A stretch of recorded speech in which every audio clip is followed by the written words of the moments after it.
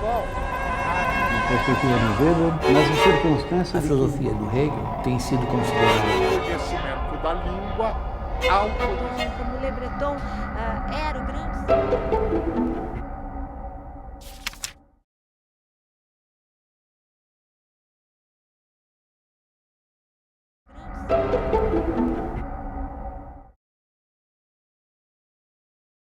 É um prazer muito grande estar aqui participando dessa iniciativa.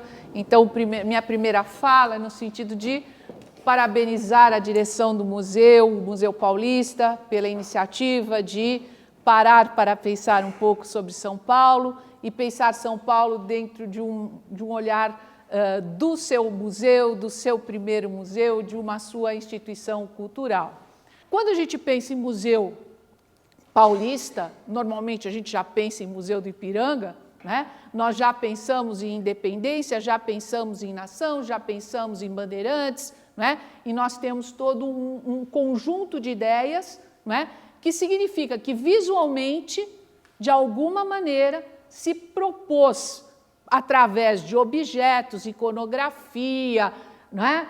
Ou seja, imagens, passar uma visão do que foi o passado paulista e o passado do Brasil, né? Com este marco, o Brasil nasce com a independência, nasceu aqui, né? E isso dá todo um caráter para esse local, não é isso? Nós vamos trabalhar, eu escolhi trabalhar com dois momentos da instituição, porque são muito interessantes para a gente pensar, inclusive, o que está acontecendo em São Paulo. Porque essa é a ideia do curso, né? Nós vincularmos o museu e a sua situação em São Paulo, que é a sua fundação em 1895 e depois uma quase que remodelação feita na década de 20, que se estende pela década de 30 e só vai terminar mesmo nos anos 40, com a preparação para o centenário da independência em 1922.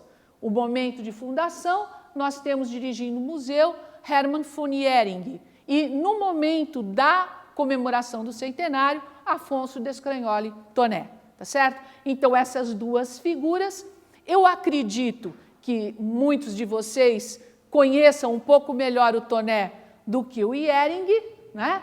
Mas isso é uma construção de memória quase, né?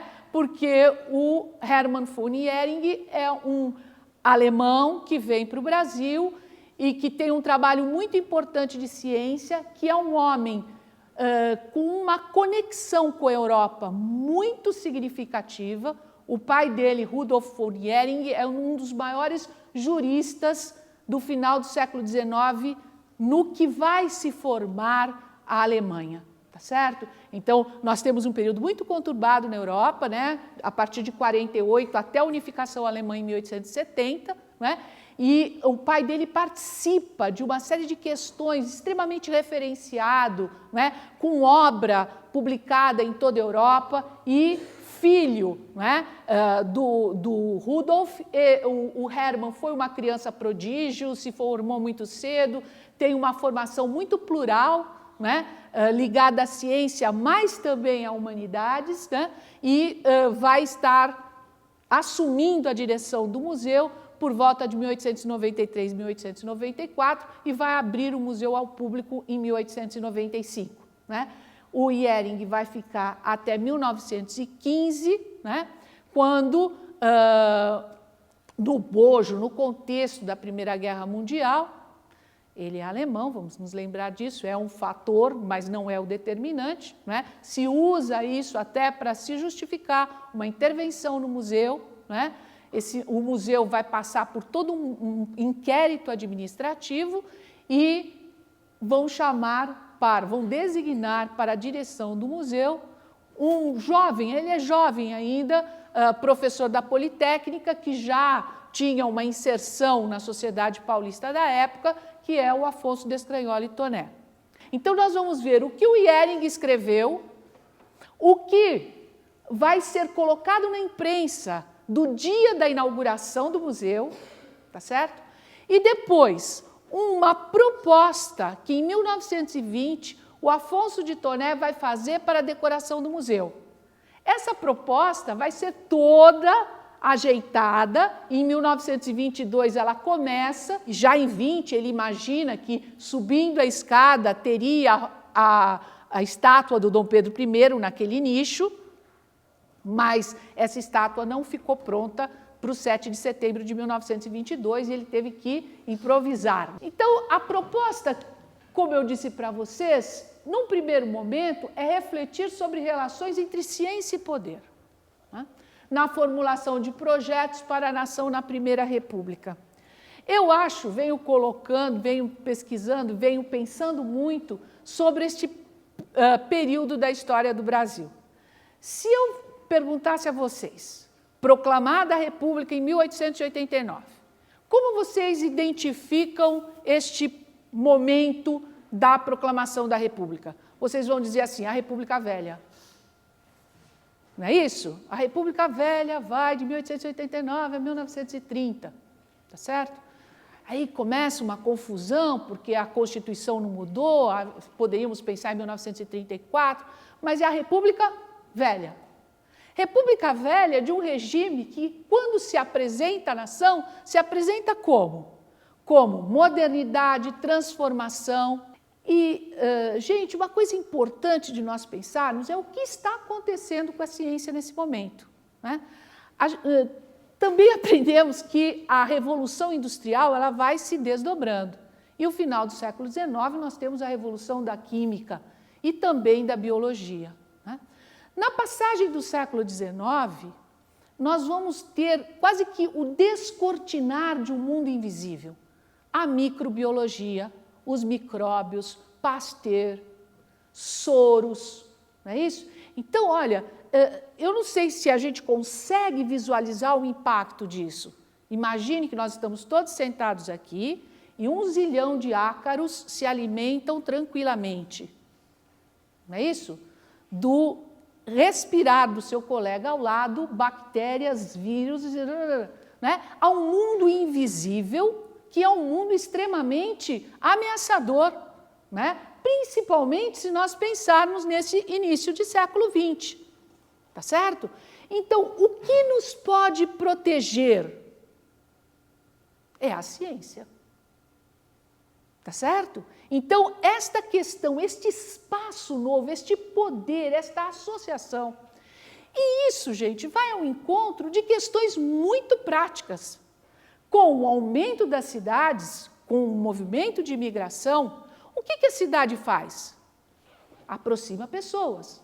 Ao aproximar pessoas, o que isso significa? Transmissão de doenças. Nós vamos ver dentro da documentação do museu notícias de enchentes com pessoas que aparecem boiando mortas. Animais mortos boiando, tá certo? O que isso significa para a saúde pública? Tá certo? Então, o ato de governar começa a ser também ligado a políticas de governo, políticas públicas voltadas para o urbanismo, a disciplina do espaço urbano, cuidados de saúde, normas para erguer habitações, né? Nós vamos ver no início do século uma discussão imensa em São Paulo, da legislação das moradias, se o pé direito das casas deveria ter 4 metros ou 3 metros. Se as alcovas deveriam ter ou não janelas, porque chamava alcova os quartos onde as pessoas dormiam e não tinha janela. Então, nós temos muitas questões, mas nós temos, e se reunindo em São Paulo, uma elite preocupada com uma questão fundamental, que é as dificuldades na produção do café. Broca, sacaria, transporte, e para isso precisa de quê? Tecnologia. E essa tecnologia está nascendo num movimento que o Hobsbawm coloca de uma forma muito interessante, que é a transformação da ciência em tecnologia. Né? O que é a tecnologia? É a ciência aplicada a questões, a necessidades, né, de produção. Eu diria que o Hermann von Ehring é um homem da transição. não é? Ele é um cientista que tem muita dificuldade em se transformar em tecnólogo. E por causa disso, ele vai sofrer muita pressão. Tá certo? Porque o museu nasce neste diálogo, em 1895. É um centro de ciência, mas voltado para necessidades muito específicas de um momento do governo de São Paulo e do governo do Brasil. Por quê? Porque nós estamos num momento de transição, né, dentro do próprio regime republicano, em que o poder vai passar da mão de um grupo, liderado pelos militares, a questão do Floriano Peixoto, para as mãos dos civis, né, que vêm do estado de São Paulo, os grandes cafeicultores, primeiro Prudente de Moraes e Campos Salles. Mas é neste momento, do começo do século XX, que está se configurando profissionais. O que é um profissional, gente? Ele tem um conhecimento, ele tem uma habilidade, mas o que ele faz com esse conhecimento e essa habilidade? Ele vende, não é? Não é? É o salário dele, não é isso? Ele vive de usar, explorar o conhecimento que ele tem, não é isso? É essa a ideia, não é? Ele não é um sujeito necessariamente que faz diletantismo, não é isso? O intelectual, ele está vinculado à venda do seu produto também, do seu conhecimento, como todo mundo faz, não é? Isso é tão automático para nós hoje que a gente nem para um pouquinho para refletir sobre isso. Esses profissionais vão fazer o quê? Eles vão produzir bens simbólicos. Então não se trata de produzir café ou produzir tecido ou plantar algodão ou implantar uma ferrovia, que nós temos tudo isso, né? Mas trata-se de criar bens simbólicos. Como é que esse sistema que está nascendo pode ser transformado em algo desejável? Tá certo? Né? Como ele pode aparecer, como ele pode ser lido? Não é isso? E por que ser lido principalmente por símbolos e por imagens? Porque nós sabemos o quê? Que na passagem do 19 para o 20 no Brasil, nós temos a maioria da população letrada? Não. Nós acabamos de sair do regime escravista. O imigrante que chega em São Paulo, italiano, alemão, espanhol, português, né? Mesmo sendo português, se nós ligarmos a SIC Internacional, nós não vamos entender metade do que aquele pessoal está dizendo, não é mesmo? Imagine, né, que essas dificuldades. Né? Muitos desses imigrantes, gente, não é gente pobre só. Veio muita gente letrada, muita gente com dinheiro, né? Mas essas pessoas podiam ler em português? Não. Então, a necessidade de se criar o quê? Símbolos, formas de viver. Né? Como é que eu pego o espaço? Eu ordeno o espaço como?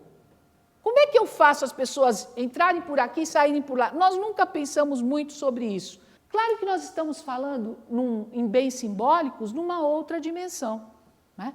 Mas o museu, ele vai representar o quê? A criação de bens simbólicos, né? Através do qual nós vamos tentar nos projetar, entender.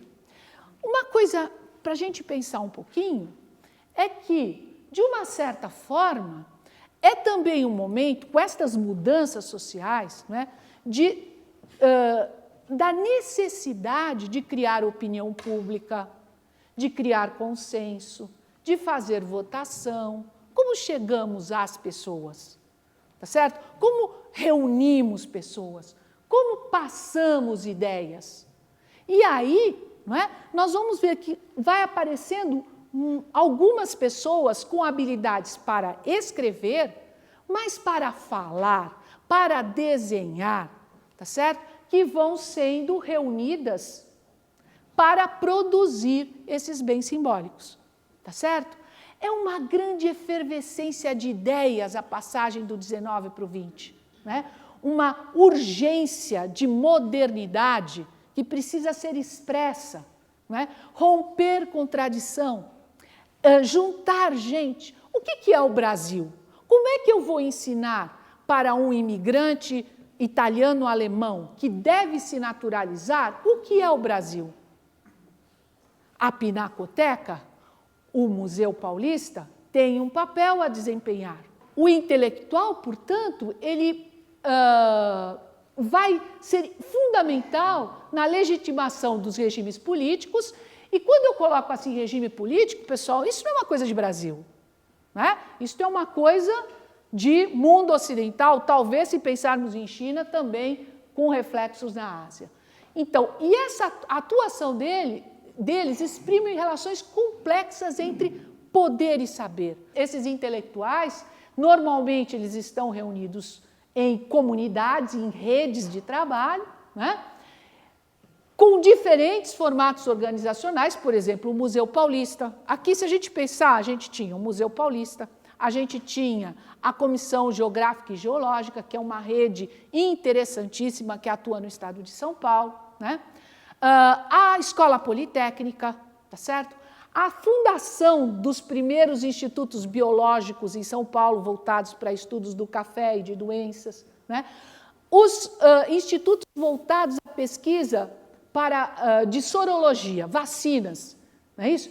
Tanto contra doenças infecto-contagiosas, mas também contra a picada de cobra, que era uma tragédia no mundo rural para os colhedores de café. Vinculados à formulação, defesa de projetos políticos culturais. Ocupam cargos em loce privilegiados. Talvez fosse mais bonitinho colocar locais. Por que esses intelectuais se colocam ligados ao Estado e a políticas de Estado? Primeiro, pela ideia de poder mesmo. Não é isso? Estando no governo, eu posso fazer acontecer, né? Eu posso determinar políticas públicas. E segundo, porque quem paga? Como esse homem sobrevive, né? A grande maioria é funcionário público. E, seguramente, defendendo ideias em como fazer, né, nós vamos encontrar muitos intelectuais engajados. E, ao defender proposta no presente para o futuro, eu arrumo o passado, né? Eu preciso que este passado me dê suporte, né? Ou seja, me dê sustentação, me dê justificativa para eu poder agir para o presente. É isso, o que eu estou querendo fazer lá na frente e que eu organizo hoje é legitimado pelo que já aconteceu. Sem dúvida, o Museu Paulista, que foi sediado no Monumento do Ipiranga, é um lugar de memória. Gente, veja só o que o Ehring escreve em 1895 sobre este local. Ele diz o seguinte: não há ponto mais importante na história do estado de São Paulo do que a colina do Ipiranga. Aqui pulsou a vida paulista desde mais de 3 séculos. E foi desta colina, sobre a qual passa a antiga rua de Santos a São Paulo, sempre no meio de acontecimentos importantes que decidirão os destinos da capitania, da província, do estado, até que veio o dia glorioso, o dia 7 de setembro de 1822, em que nasceu a independência do Brasil, que criou para sempre a nacionalidade brasileira. Gente, daqui a pouquinho eu vou pôr para vocês uma foto do Museu Paulista em 1902. Não tem nada, é um descampado. A colina não existe. Tá certo? Esta colina foi pensada já junto com o projeto do monumento, que se deveria criar fisicamente o que se imaginava. Tá certo? E demorou um bocado para se conseguir, né, este plano, porque quando a gente fala em urbanização, temos que ligar este fim de mundo, que era o Ipiranga, lá no final do século XIX, com o centro da cidade. E se pensou em uma avenida, um eixo monumental. Isso está pensado desde a formação do monumento, mas só vai ser efetivamente realizado na passagem da década de 20 para a década de 30, quando se dinamita à frente do museu e se cava a colina, onde está o jardim hoje. Nós vamos ver que os homens envolvidos na formação deste monumento, porque é o seguinte, o monumento ele foi pensado e preparado para louvar a monarquia. Quando ele não estava ainda completamente pronto, proclamou-se a República. E aí nós temos um mico. O que fazer com isso? Tá certo? Todo mundo, nós vamos ver documentação de governo, tem um documento que diz para que o museu era. Coisas totalmente diferentes. Ou para que o monumento deveria servir. Tá certo? Todo mundo tirava um documento. O barão escreveu isso, a Câmara disse aquilo, o intendente preveu, o governo imperial, todo mundo tinha uma razão, né, para construir esse monumento ou que sediar nesse monumento. Outra vez uma frase do Hering.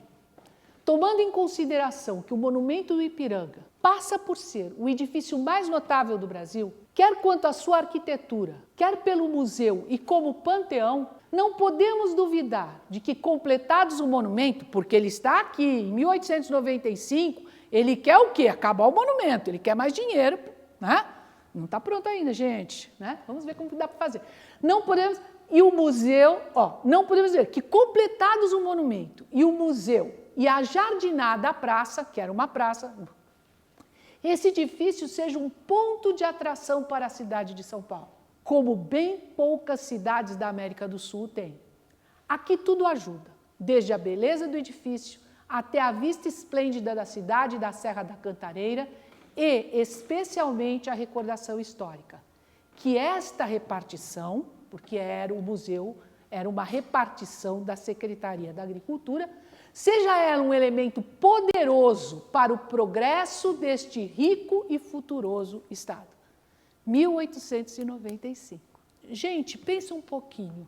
Aqui é um dos problemas com os quais o museu até hoje se defronta.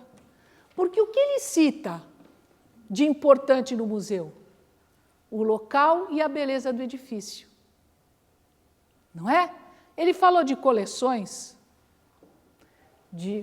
não, né? E essa é uma coisa que quem está aqui dentro ainda luta com, não é isso? E que o Toné, nós vamos ver, em vez de lutar, usa a seu favor.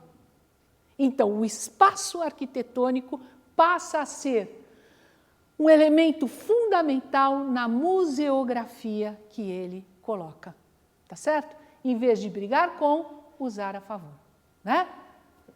Trabalhar a majestade, o portentoso, né, enquanto elemento da linguagem expográfica, ou seja, o que se vai expor, como e quando. Aqui eu peguei duas fotos do Guilherme Gensli, que é um suíço que andou no começo do século XX no Brasil e em São Paulo. O Hering está falando em 1895, nós estamos em 1902, esse é o Museu Paulista. Cercado por nada, né? Assim, quase que rude ainda. E assim, aqui, na mesma época, a Avenida Paulista, para mostrar que São Paulo é uma cidade em formação mesmo. Quer dizer, São Paulo, poder, grande megalópole, é uma visão de futuro nesse início de século XX. Vejam que isto aqui era plano, né? O museu viveu muitos problemas para funcionar. As galerias eram abertas, o que facilitava a entrada de pessoas. O museu é relativamente estreito, o que dificulta a montagem de exposições, né?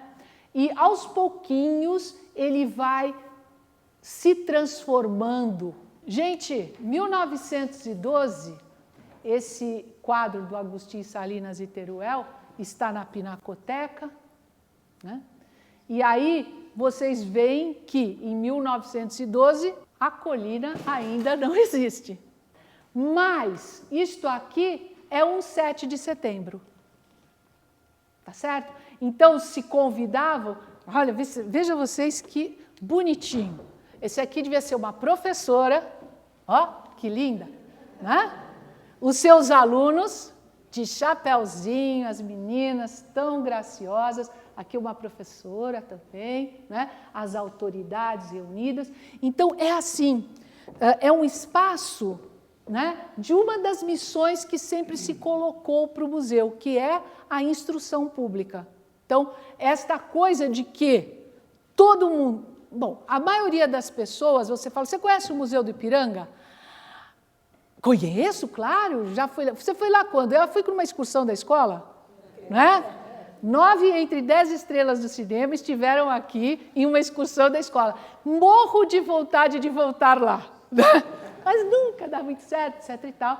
E fica esta imagem. Essa imagem me parece assim muito interessante, né? E se nós notarmos hoje, esses balcões aqui ainda estão lá. Só que agora eles estão no alto e os balcões o jardim desceu, né? Inclinou-se, tá certo? E imaginem, não é? Isso aqui é bem São Paulo Belle Époque, né? O que seria o deslocamento de pessoas, a quantidade de símbolos, né? O prédio está todo embandeirado, não há confusão na cena. Reparem que as pessoas ocupam os espaços em linha, não é isso?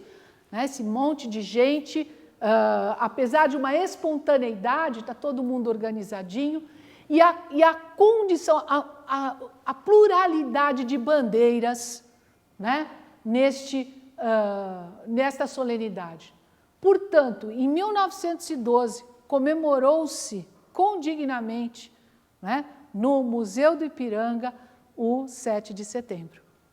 E aqui, né, o famoso quadro Independência ou Morte, do Pedro Américo, de 1888.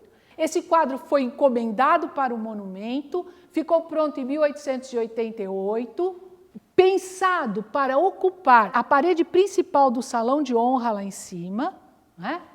E que passa a ser uma marca indelével. Em nenhum momento da história da instituição se pensou em minimizar, retirar, questionar esse quadro. Por quê? Porque no lugar, né, as pessoas poderiam ver se materializar um momento do passado.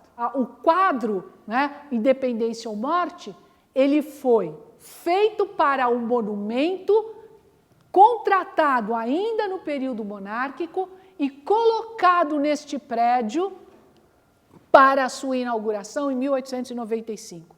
Nunca se desvinculou-se, né, pensou em retirar desse espaço, que conta o nascimento da nação. Portanto, o Museu Paulista, né, é um referencial fundamental no momento em que o Brasil nasce, se faz independente.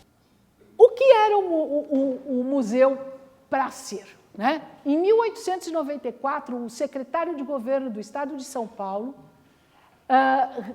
determina que passe a funcionar no Monumento do Ipiranga um museu de São Paulo, o Museu Paulista, né? Esse regulamento de 1894, eu só estou colocando aqui para vocês verem o que é que se pretendia fazer, né? Então, estudar a história natural da América do Sul e do Brasil. Gente, isto aqui é uma afirmação essencialmente política, tá? Por quê? Porque, assim, o que tinha acontecido é que a monarquia se vinculava à civilização, tá certo? E os movimentos de independência na América Hispânica que geraram repúblicas era barbárie. Não é isso? Então, se não somos mais ligados à monarquia, se a monarquia não é mais a nossa identidade e somos república, isso significa que somos bárbaros, uma involução, tá certo? E nós vamos ver os republicanos radicais, nesse momento, sobrepondo identidade com espaço geográfico continental.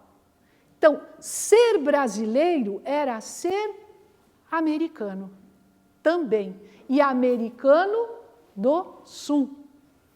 O Ehring é um sujeito, ele é um cientista que ele defende a ideia das derivas de deriva de continentes, de formação dos continentes e, portanto, esta identidade que se forma por processo, ele é um neolamarquista, né, que se forma nas naturezas dos ecossistemas americanos, principalmente sul-americanos. Existe uma identidade. Então, assim, estudar a história da América do Sul para o Ehring era um interesse científico.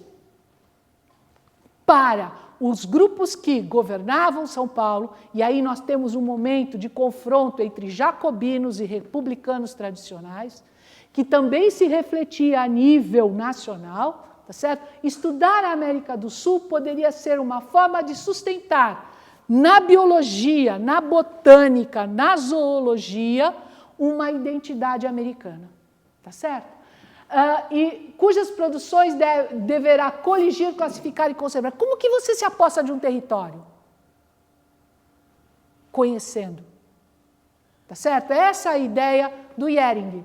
Então, saber o que tem, classificar, organizar para poder, talvez, usar. Tá certo?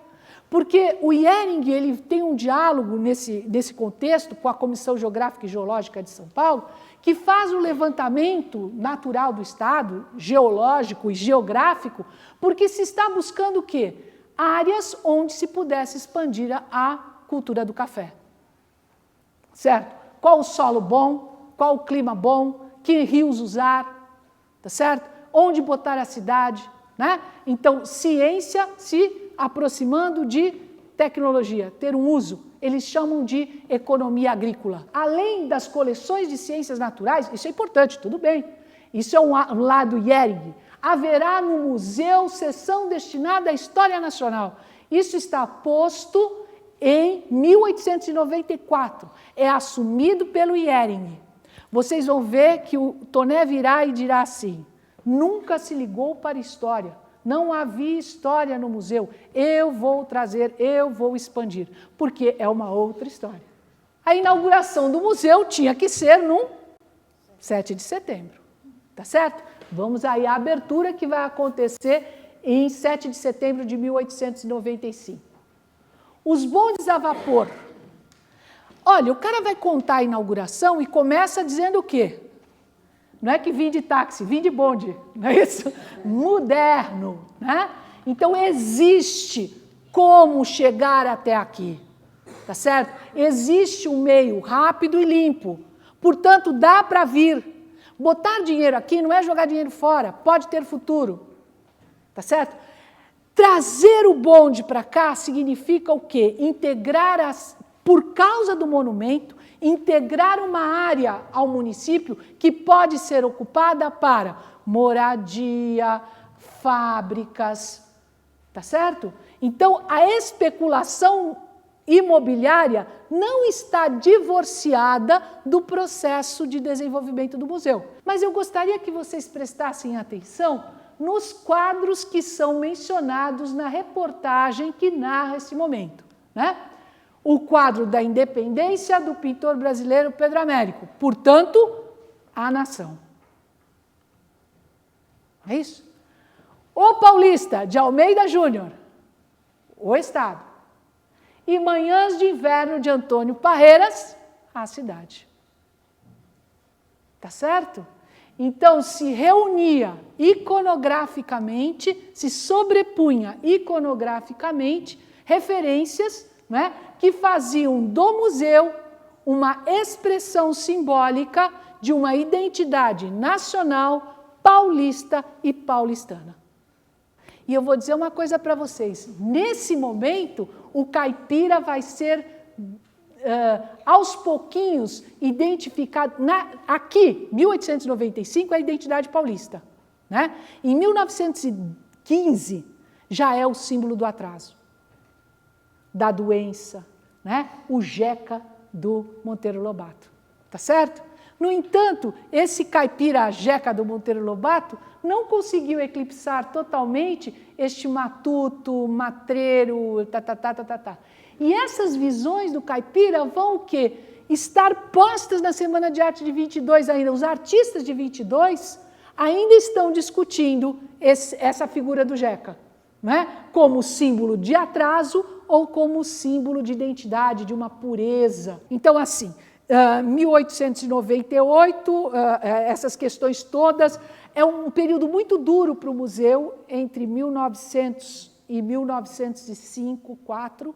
O Hering tem muitas dificuldades, mas ele consegue uma relação um pouco melhor com alguns políticos paulistas, volta a receber um pouco mais de verba, porque o museu não sobrevive sem verba. Esta é a grande luta. Então, como politicamente buscar no governo do Estado recursos?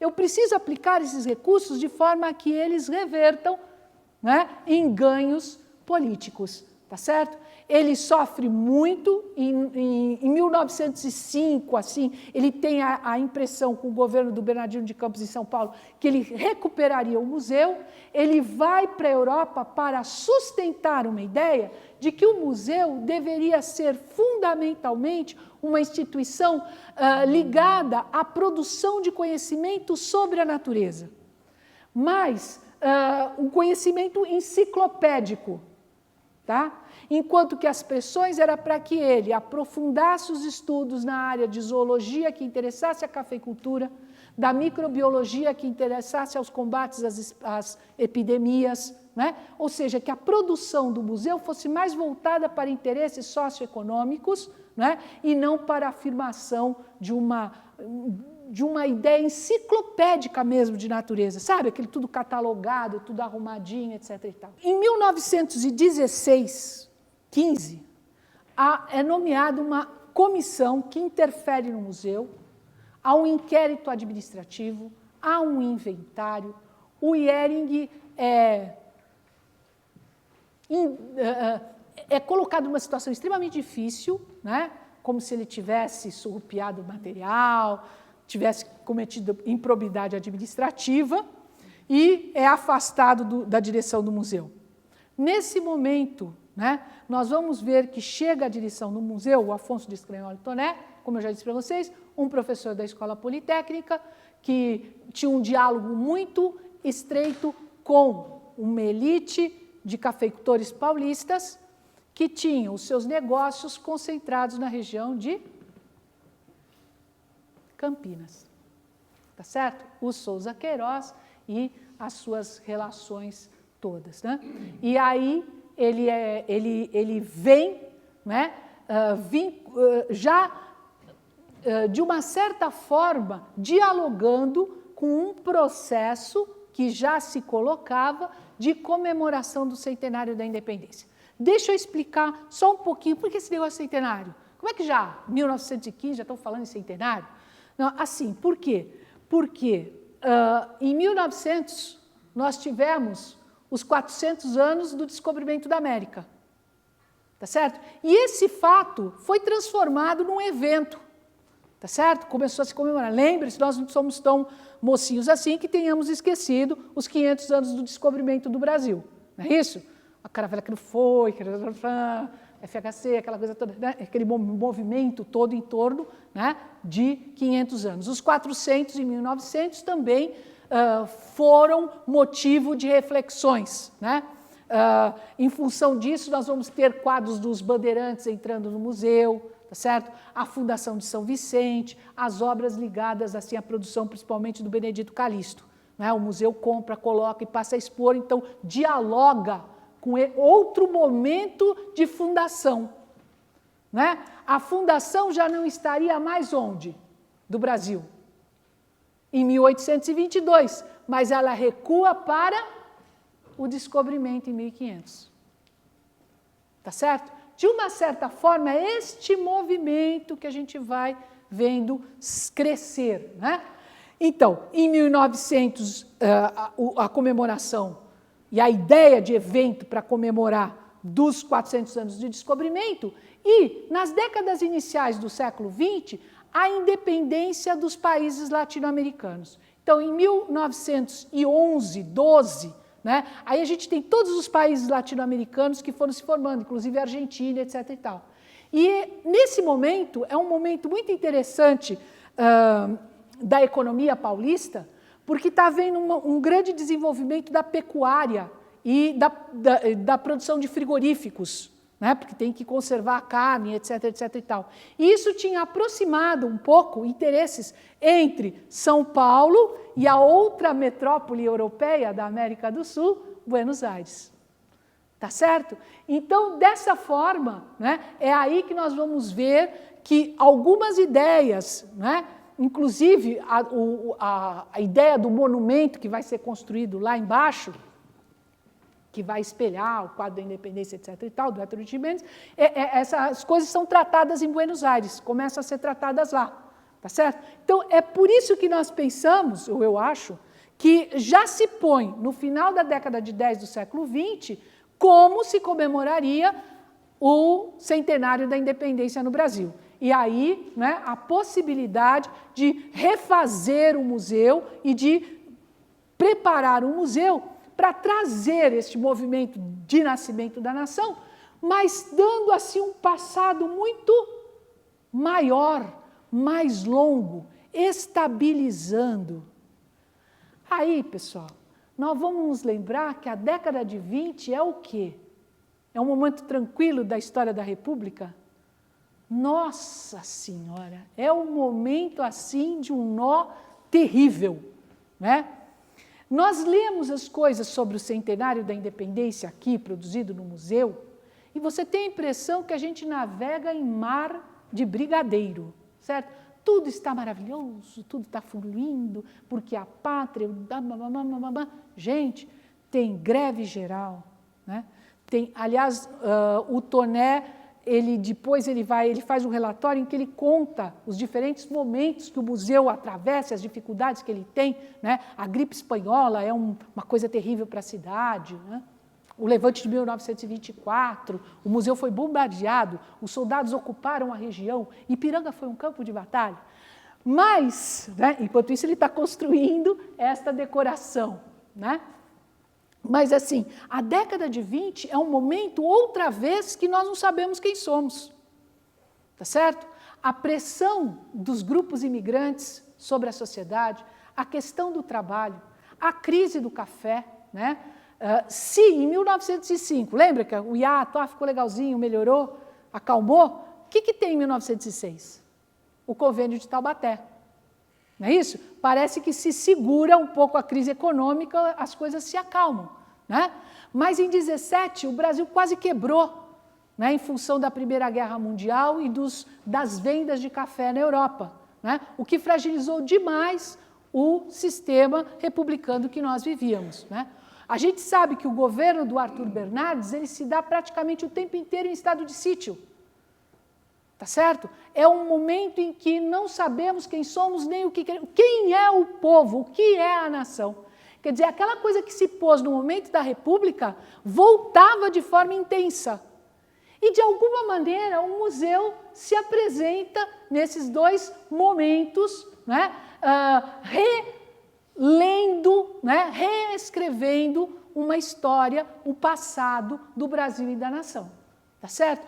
1922, no meio, 7 de setembro de 1922, nós tivemos no mesmo ano o levante dos 18 do Forte de Copacabana, a fundação do Partido Comunista, a Semana de Arte Moderna, a fundação da Fundação Dom Vital, que era um movimento católico ultraconservador em São Paulo, tá certo? Então nós íamos de um espectro político que ia da extrema-direita à esquerda, tá certo? No meio disso, o centenário da independência.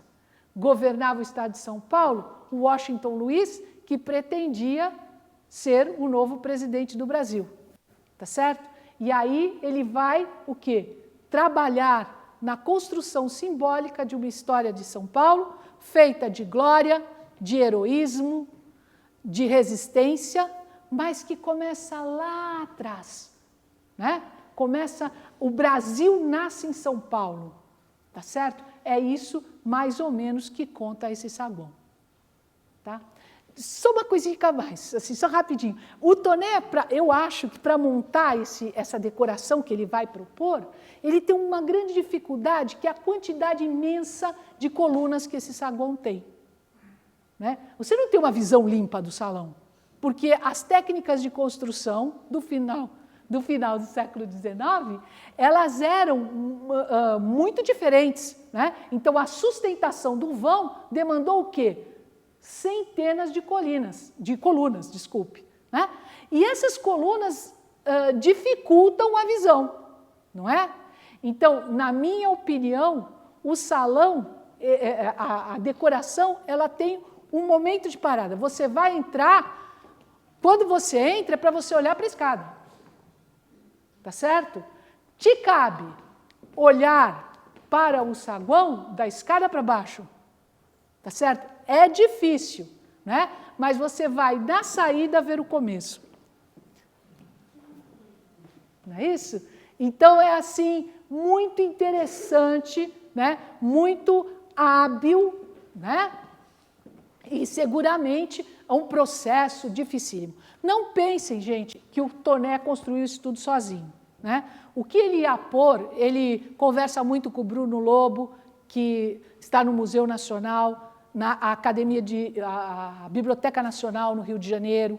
Tá? Há uma grande troca entre intelectuais sobre o que se deveria fazer. Muitas ideias que não se concretizaram. Né? Mas, ao mesmo tempo, o que se conseguiu montar é extremamente feliz. Tão feliz que não pôde ser desmontado. De alguma forma, né, estão lá também, num outro sentido, dentro do Teatro Municipal. Quer dizer, a ideia da escadaria existia, mas a ênfase que a escadaria do museu tem, né, você entra porque você está num poluído. Né, em volta tem um monte de colunas. Então, você vai procurando alguma coisa que esteja relativamente limpo. E o teu olhar vai para cima da escada. Essa escada é um esforço decorativo do Toné. Né? Ele acha linda a escada de mármore, ela foi feita de mármore, mas ele acha que ele precisa deixá-la mais bonita ainda. Então, ele põe as caixas das escadas em mármore também. Depois, ele considera a necessidade de pôr na escada uma passadeira vermelha. Tá certo? Que é uma questão de realeza. Né? A questão de vermelho e como símbolo, né? Porque você sabe que o poder do imperador romano é púrpura. Né? Como é que vamos passar para o vermelho? É uma influência oriental. Mas, de toda forma, imagine uma escadaria púrpura. Ficaria horroroso. Vermelho ficou muito bom. Né? Pensa bem. Aí você vai prender. A preocupação dele é que alguém caísse na escada por causa da passadeira. Então ele precisava de prender as covilhãs. E aí ele diz: eu não posso pôr uma coisa qualquer. Eu tenho que pôr as presilhas de cobre. E aí, qual é a cor? Dourado.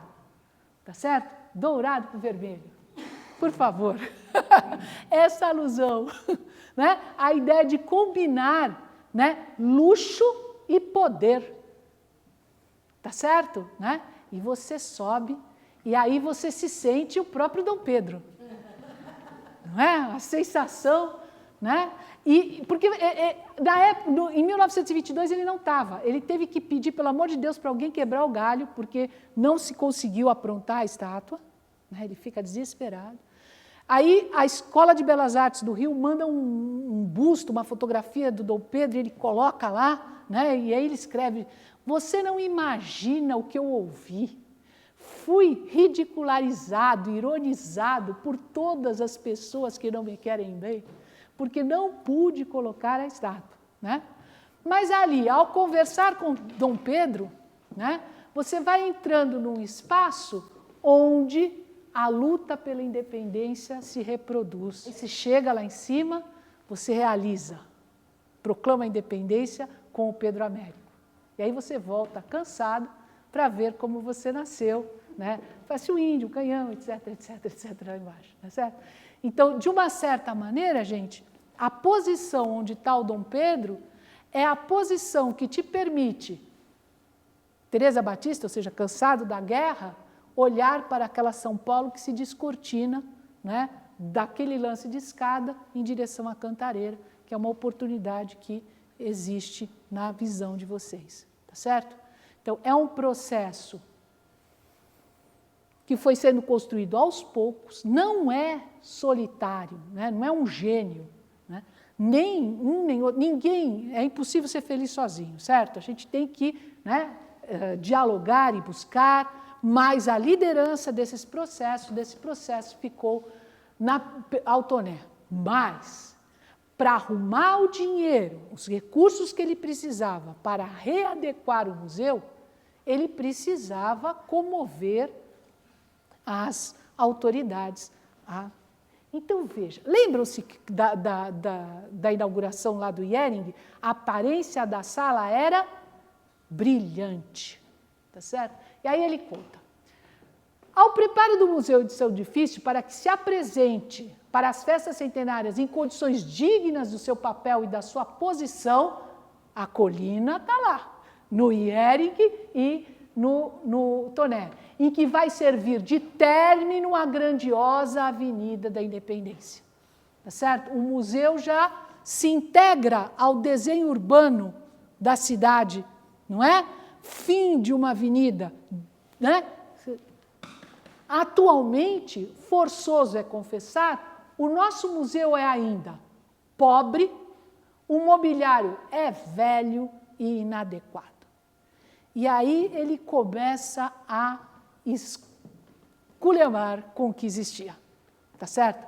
As coleções são horríveis, tudo está mal conservado, falta coisas, não é isso? Então é necessário que retomar toda essa decoração, limpar, tirar, abrir espaços para que uma nova decoração, uma nova museografia, né, que proponha uma outra história da nação, que não se firme mais na sua identidade natural, mas que se firme na sua história. Um passado que se joga lá para trás e que sustenta e que ilumina, né, um presente. Muitas vezes se coloca que o Museu Paulista representaria, né, a afirmação do bandeirante, então, a expressão de um poder bandeirante, né, um poder paulista desses grupos ligados à cafeicultura, etc. e tal. No meu humilde ponto de vista, no momento em que essa decoração se dá, eu considero que este esforço é muito mais resistência frente a uma situação que pedia mudanças do que a afirmação de um poder que estava sendo duramente contestado. Portanto, como você joga fora um passado de tão grandioso? Como você esquece os bandeirantes? Como você esquece esse espírito de aventura que nos marca e que nos inspira para continuarmos na nossa luta? Tá certo?